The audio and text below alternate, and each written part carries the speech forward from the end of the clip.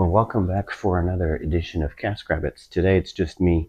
Um, Alara's out because she was working very hard this weekend and she's resting. But I wanted to do something special today. We're going to do King of Kentucky.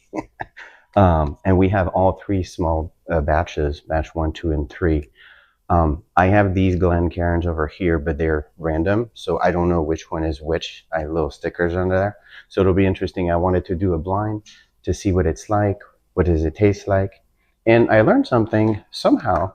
I received this magazine, which I've never signed up for, so I don't know if it's through Total One or somebody decided to sign me up, but I keep getting it every month, which was great. And today they talk a little bit about King of Kentucky. And what was interesting is it's actually an old brand that dates back till 1881 by an entrepreneur named John Roach. And then after Prohibition, basically, Brown Forman is the one that acquired King of Kentucky.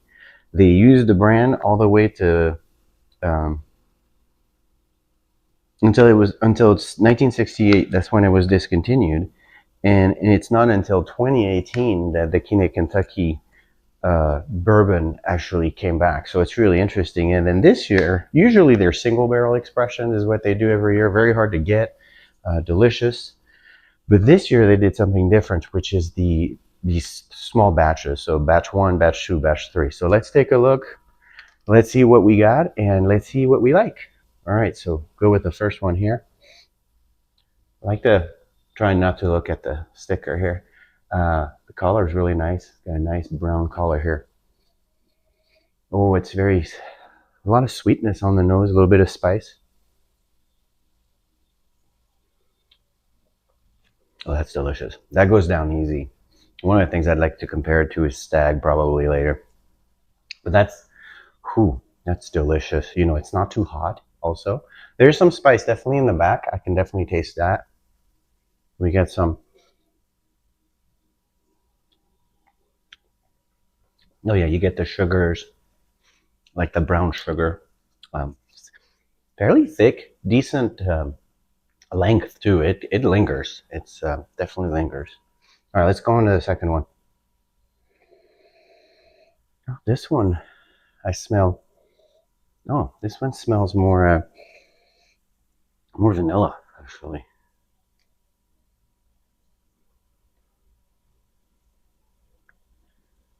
Oh, that one's got a. I feel like this has got a more complex finish. Like this one's more like poppy, spicy. This one's a little bit more well-rounded, more balanced. You know what I really need is a glass of water. That would be useful.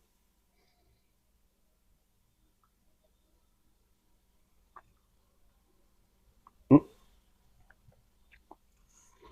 Wow. You know what? They're pretty hard to take apart. So I'll have to see. I'm gonna try again this way.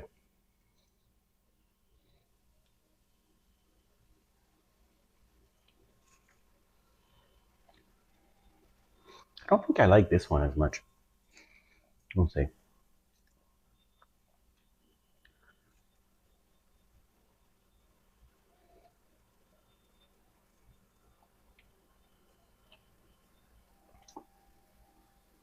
Yeah, I like this better. This one was too spicy for me. This one more balanced, and that's about this one. You know, it's not that easy. I have to say, like, these are not easy. Um, I think I'm gonna go with this one as my favorite in the middle. And let's take a look at what that is.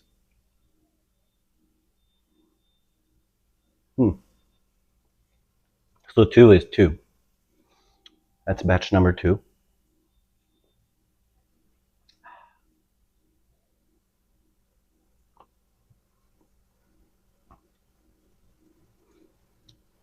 Huh. Maybe it's opening up because now it's a little different. Let's try this one.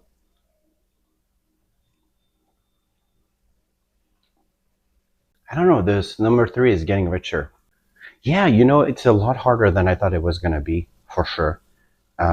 I'm going to try to go one more swing. I have very little of this one, but we'll see.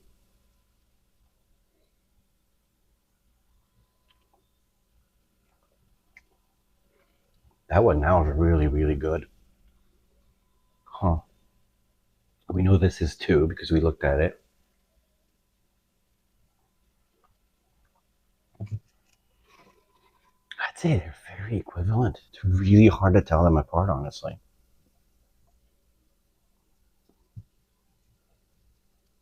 This is the last one.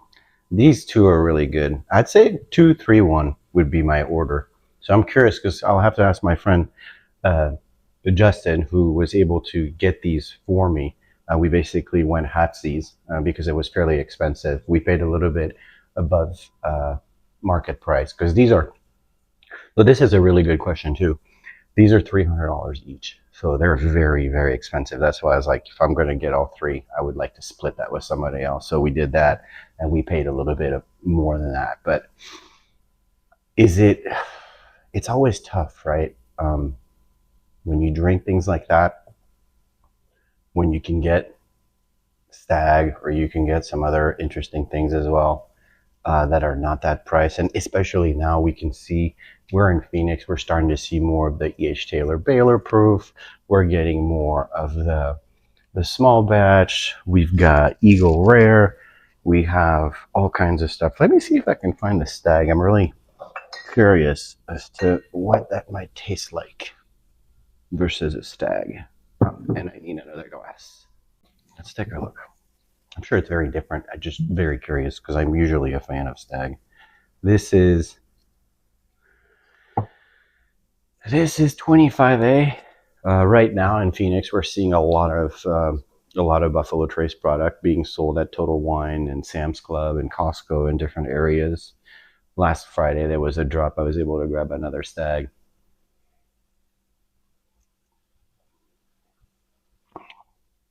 Okay, so I see the difference. So here with King of Kentucky, it's you can tell the age. You can tell this is 12 years, 107 proof. I think it can taste proofy, and I think that's because of the spice that you get on the drink. So, do you need to get out of the way to try to get these? Probably not. Is it fun as an experiment and be able to say, "Yep, I've had King of Kentucky small batch. Woohoo! That's awesome." But honestly, this is pretty good too. Yes, it's lighter. I think Stag is like 6 or 8 year, maybe. I don't know if they tell you. I don't think they give you an age statement. But I think this is, you know, pretty darn impressive as well. So, and so you got that. It'd be interesting to see against. I'm a big fan. This guy. This is a 5 year. I know people call it the Stag Killer, not quite maybe, but it is an awesome bottle. The smokeye Hail 5 year. I think this is really good. A little bit on the spendy price, $90. This is, if you get lucky, 70. Secondary, more like 120. But like I said, we've been very lucky that it's been a good price. Actually, it would be very interesting to try against this guy too, because the 12-year JD is 107, just like this. Let's take a look at that versus that.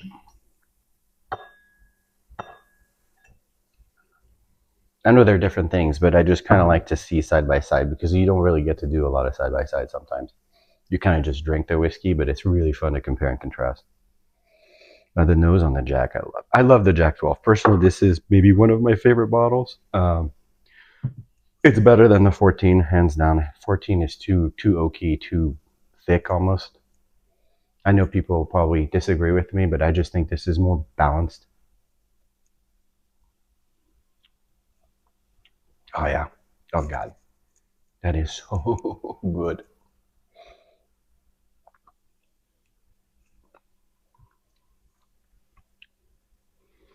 Yeah, so a little bit more spice. This is a little bit more balanced, a little bit more sweet.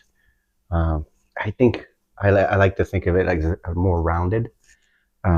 Yeah, this is, if you can get this, that's great. This is only $100, I think, if I remember, if you can get it. Uh, like I said, this is way too much money for what this can do. But hopefully you guys had a good time. We got to try little stag, little 12. I had fun for sure. And then King in Kentucky. Next time, I'm not sure what I'm going to do next time. I've acquired quite a few things. So we'll have to take a look. But I did get this, which is fantastic. So maybe we can take a look at Pursuit United. That was really good. That's a pick from the AWC Barrelheads, which are in Arizona. And this is the Double Oak Pursuit. I'm a big fan of those guys in the podcast. I listen to them every week. Kenny, and I can't remember the other guy's name, but I really love them. I just got this. I heard this is amazing. 2503 batch. This is great. So I'm going to do a review on that. And then what else do we have? Yes, I also got this thing, the Smokeye Hill Rye. Awesome. Maybe I'll do this with this. This is awesome. So anyways, I digress. But we will see you guys in the next video. Caskrabbits out, and see ya.